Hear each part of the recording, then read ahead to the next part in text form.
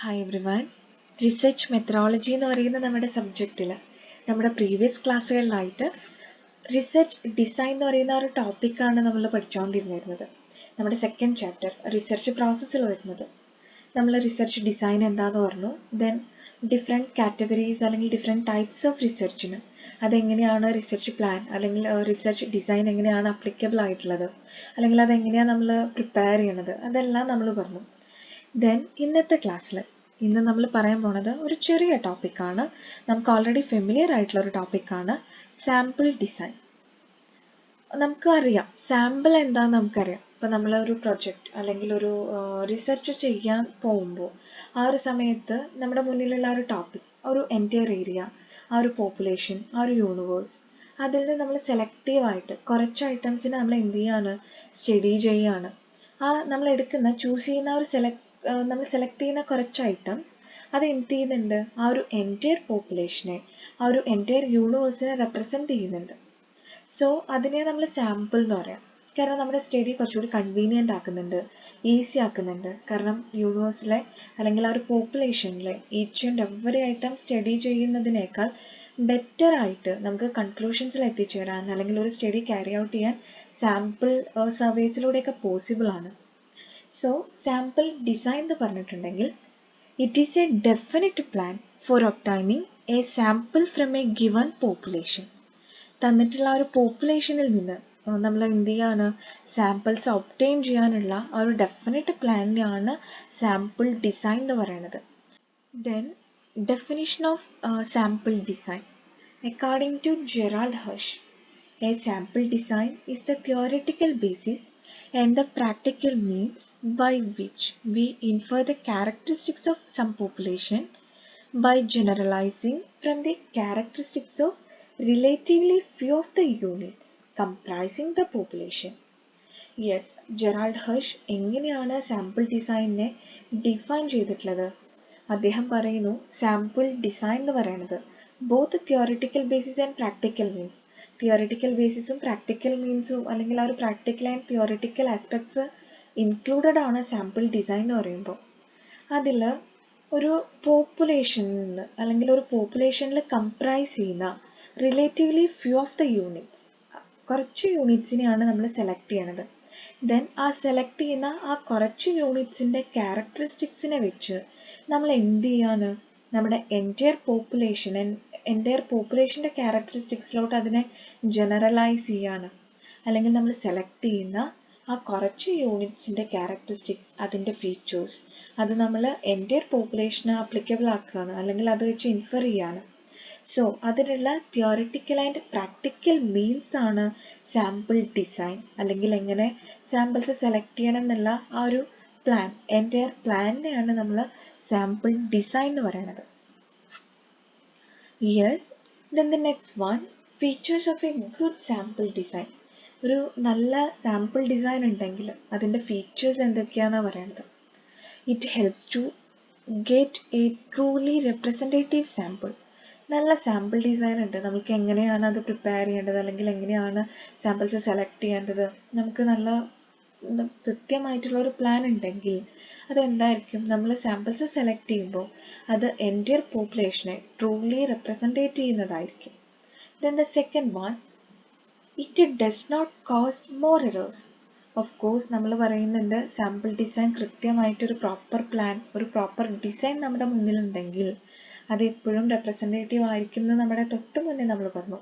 അതുകൊണ്ട് തന്നെ തെറ്റുകൾ ഉണ്ടാവാനുള്ള സാധ്യതകൾ കമ്മിയാണ്.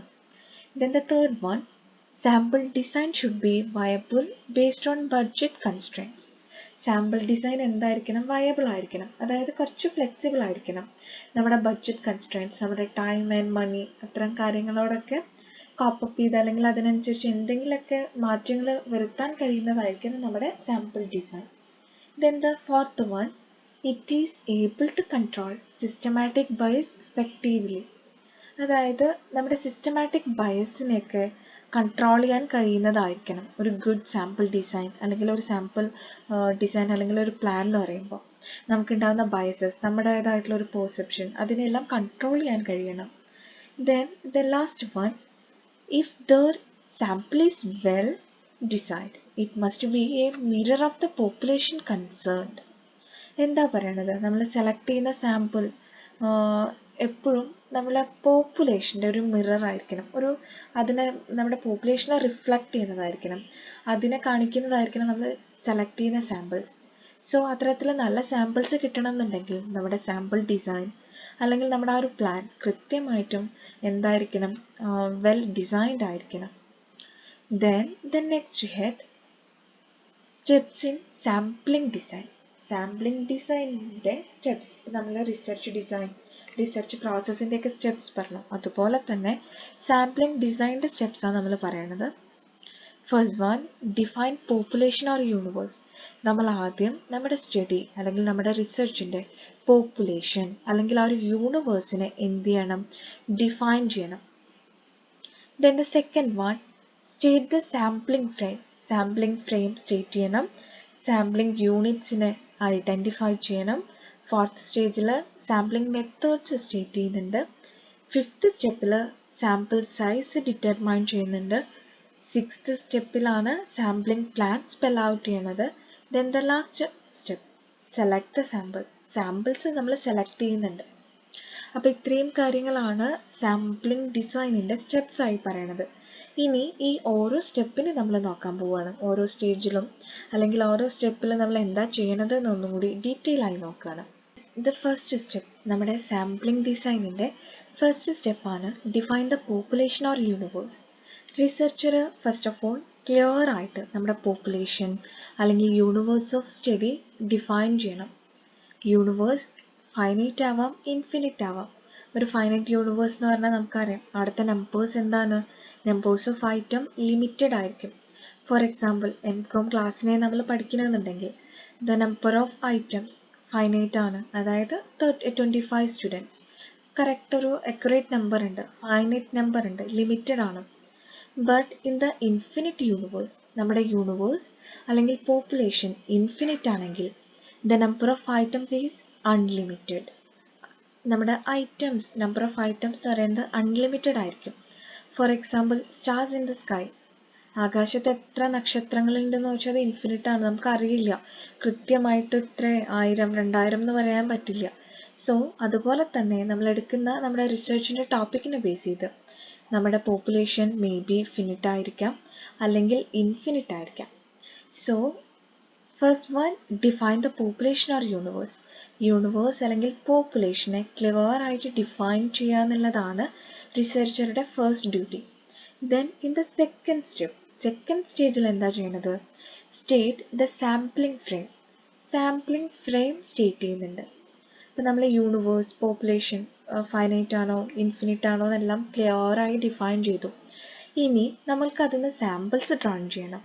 ഈ സാമ്പിൾസ് ഏതൊക്കെ സോഴ്സ് ലിസ്റ്റിൽ നിന്ന് കണ്ടെത്താം, ആ ഒരു സോഴ്സ് ലിസ്റ്റിനെയാണ് നമ്മൾ സാമ്പിളിംഗ് ഫ്രെയിം എന്ന് പറയുന്നത്. That means it contains the names of all items of the universe. യൂണിവേഴ്സിലെ എല്ലാ ഐറ്റംസിൻ്റെ നെയിംസ് ഇൻക്ലൂഡഡ് ആയിട്ടുള്ള ആ ഒരു സോഴ്സ് ലിസ്റ്റിനെയാണ് നമ്മൾ സാമ്പിളിംഗ് ഫ്രെയിം എന്നുള്ളതുകൊണ്ട് പറയണത്. Then problems related with sampling frame. ഈ ഒരു സെക്കൻഡ് സ്റ്റേജിൽ, അതായത് സാമ്പിളിംഗ് ഫ്രെയിം സ്റ്റേറ്റ് ചെയ്യുന്ന ആ ഒരു സ്റ്റേജിൽ അതുമായിട്ട് അസോസിയേറ്റ് ചെയ്ത് വരുന്ന പ്രോബ്ലംസ് എന്തൊക്കെയാണ് അതാണ് നമ്മൾ പറയണത്. First problem, incompleteness. For example, ഇപ്പം നമുക്കൊരു എക്സാമ്പിൾ പറഞ്ഞു തുടങ്ങാം.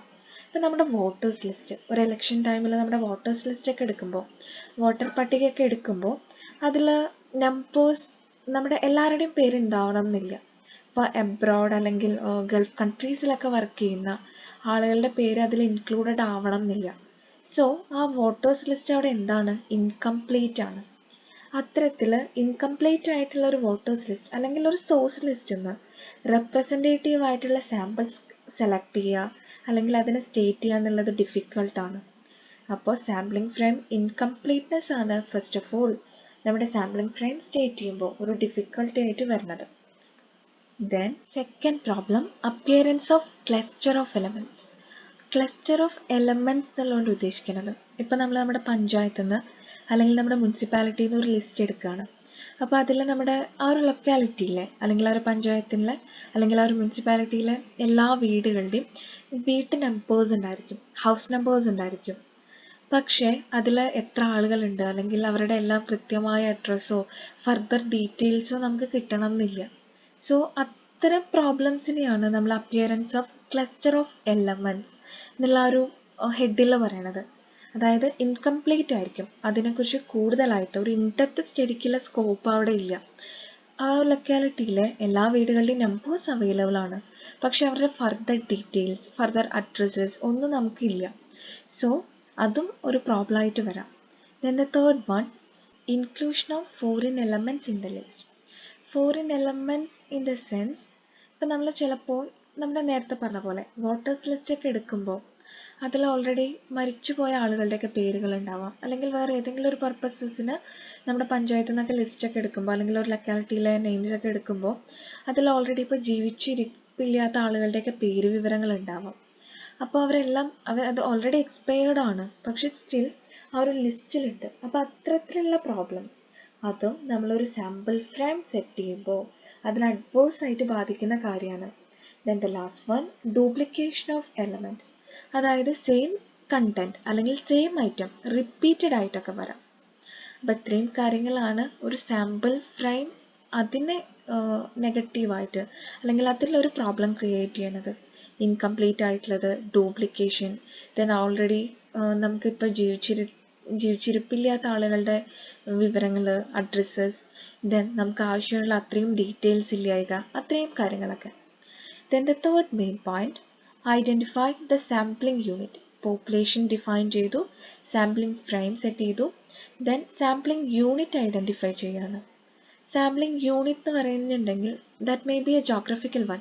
ഇപ്പം നമ്മൾ പറയുകയാണ് പട്ടാമ്പി താലൂക്ക് അല്ലെങ്കിൽ പാലക്കാട് ഡിസ്ട്രിക്ട്, അപ്പോൾ നമ്മുടെ സാമ്പിളിംഗ് യൂണിറ്റ് അതാണ്. സോ സാമ്പിളിംഗ് യൂണിറ്റ് എന്ന് പറഞ്ഞിട്ടുണ്ടെങ്കിൽ it may be A geographical one or construction of A unit or social unit. Then the fourth one, state sampling method.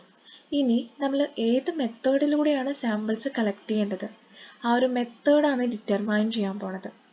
For example probability sampling ആണോ, non probability sampling ആണോ, then random sampling എന്നൊക്കെ പറഞ്ഞ് അതിൽ further ക്ലാസിഫിക്കേഷൻസും വരുന്നുണ്ട്. So ഇത്തരത്തിൽ ഏത് ടൈപ്പാണ് അല്ലെങ്കിൽ ഏത് മെത്തേഡാണ് നമ്മൾ ചൂസ് ചെയ്യേണ്ടത് അത് നമ്മൾ ഡിറ്റർമൈൻ ചെയ്യണം. Then in the fifth stage, determine the sample size. നമ്മൾ നമ്മുടെ യൂണിവേഴ്സിൽ നിന്നും എത്ര നമ്പേഴ്സ് കളക്ട് ചെയ്യുന്നുണ്ട്, എത്ര നമ്പേഴ്സിനെ അല്ലെങ്കിൽ എത്ര ഐറ്റംസിനെ സാമ്പിൾ സൈസ് സെലക്ട് ചെയ്യണം, അത് കൃത്യമായും സ്റ്റേറ്റ് ചെയ്യണം. The sample size should not be large or small. Large ആവാൻ പാടില്ല, സ്മോൾ ആവാനും പാടില്ല. ഒരു ഒപ്റ്റിമം സാമ്പിൾ സൈസ് ആയിരിക്കണം. ദെൻ ആ ഒരു sample size consistency, competence, flexibility, then representativeness, ഇത്തരത്തിലുള്ള ഫീച്ചേഴ്സ് അല്ലെങ്കിൽ ഇത്തരത്തിലുള്ള റിക്വയർമെൻറ്റ്സ് എല്ലാം ഫുൾഫിൽ ചെയ്യുന്നതായിരിക്കണം. Then while selecting the number of samples, researcher should consider the budgetary constraints. ഇപ്പം നമ്മളൊരു സാമ്പിൾ സെലക്ട് ചെയ്യുമ്പോൾ ഓഫ് കോഴ്സ് നമുക്കുള്ള availability of money and time അതെല്ലാം എന്ത് ചെയ്യണം, റിസർച്ചർ കൺസിഡർ ചെയ്യണം. അതിനനുസരിച്ച് വേണം സാമ്പിൾ സൈസ് 1000 അല്ലെങ്കിൽ 500, ദെൻ 100, 50 എന്നൊക്കെ പറഞ്ഞ് നമ്മൾ സെലക്ട് ചെയ്യുമ്പോൾ കൃത്യമായിട്ടും നമ്മുടെ ബഡ്ജറ്റ് കൺസ്ട്രെയിൻസ്, ടൈം ആൻഡ് കോസ്റ്റിനെ കൺസിഡർ ചെയ്യണം. Then spell out the sampling plan. അതായത് സാമ്പിളിംഗ് പ്ലാൻ സ്പെൽ ഔട്ട് ചെയ്യുകയാണ്. നമ്മുടെ procedures of selection of samples എങ്ങനെ സെലക്ട് ചെയ്യുന്നു, അതിൻ്റെ ടെക്നിക്സ് എങ്ങനെ, പ്രൊസീജിയേഴ്സ് എങ്ങനെ, അതെല്ലാം ഈ ഒരു സ്റ്റെപ്പിലാണ് ക്ലിയർ ആയി ഡിസൈഡ് ചെയ്യണത്. ദെൻ ഇതെല്ലാം ക്ലിയർ ആയി ഡിസൈഡ് ചെയ്ത ലാസ്റ്റ് സ്റ്റേജിൽ സെലക്ട് ദ സാമ്പിൾസ് നമുക്ക് എന്ത് ചെയ്യാൻ പറ്റും, സെലക്ട് ചെയ്യാൻ വേണ്ടി പറ്റും.